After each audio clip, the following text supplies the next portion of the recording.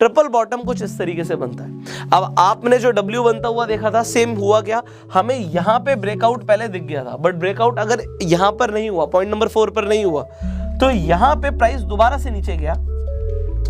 उसने दोबारा से यहां पे क्या किया, जो हमारा सपोर्ट जोन था, उसने सपोर्ट को ब्रेक नहीं किया। यहां से नीचे भी जा सकता है प्राइस, हमें देखना है, हमें डेफिनेटली सपोर्ट रेजिस्टेंस को दिमाग में रख के चलना है। तो उसने ब्रेक नहीं किया, यहां से बाउंस बैक किया, और जब बाउंस बैक किया, नेक लाइन को ब्रेक किया, तो यहाँ पे कैंडल बनी होगी जिसने ब्रेकआउट दिया होगा। उसके बाद you can take the entry. यहाँ पे डेफिनेटली रीटेस्ट करने के लिए प्राइस नीचे वापस आ सकता है, and then boom. So this was triple bottom. Triple bottom chart पे जब देखेगा, ये बड़ा इंटरेस्टिंग है, मैंने आपको यहाँ पे एक रियल एग्जांपल लिया हुआ है। So I will just show you. Okay, इसे देखिए यहाँ पे। सो अब आपको क्या दिखता है, देखो यहाँ पे आपको एक यहाँ पे डाउन ट्रेंड दिख रहा है।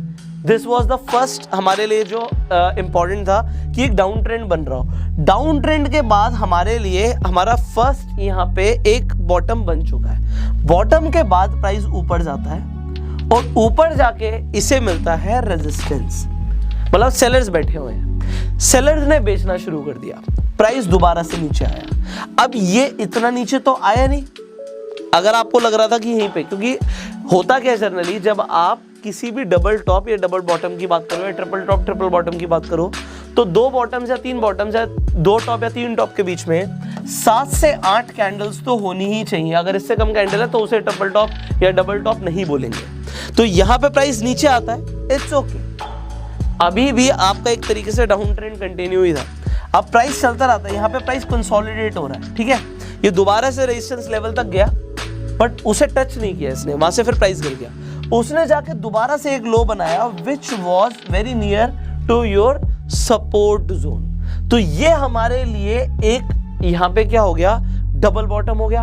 अब आप यहाँ पे हो सकता है ट्रिपल बॉटम का एग्जांपल ले रहे हैं। कुछ लोग वेट करेंगे कि यार डबल बॉटम बन चुका है, तो यहां से प्राइस ऊपर जाएगा, तो हम यहीं पे एंट्री ले लेते हैं। फंस सकते हैं। क्यों फंस सकते हैं? क्योंकि वो नेकलाइन तक तो गया ही नहीं, और ना नेकलाइन को ब्रेकआउट दिया, तो हमारी एंट्री गलत हो सकती है। तो इससे बेटर क्या कि हम वेट करें। अभी प्राइस दोबारा से नीचे जाता है, ठीक है। अब यहाँ पे देखो, देयर इज अ डिफरेंस।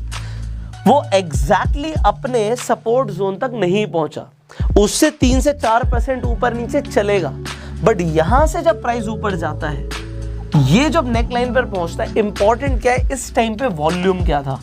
अगर हमें वॉल्यूम अच्छा मिल जाता है इस टाइम पे, और हमें MACD और RSI भी पॉजिटिव एंट्री सिग्नल देता है, उसके बाद आप एंट्री करते हो। एंड एंट्री करने के बाद, जैसे मैंने बोला कि वो दोबारा रीटेस्ट करने के लिए आ सकता है। अगर आप यहां पर देखो, आपका जो बेसिकली जो टारगेट था वो यहीं पर भी पूरा हो चुका है। आपका ये जो टारगेट था आपका वो पूरा हो चुका है। वो रीटेस्ट करने के लिए दोबारा आ सकता है। अगर वो रीटेस्ट करने के लिए दोबारा आता है, it could be again a new entry zone for you. आप दोबारा भी एंटर कर सकते हो, एंड उसके बाद बूम।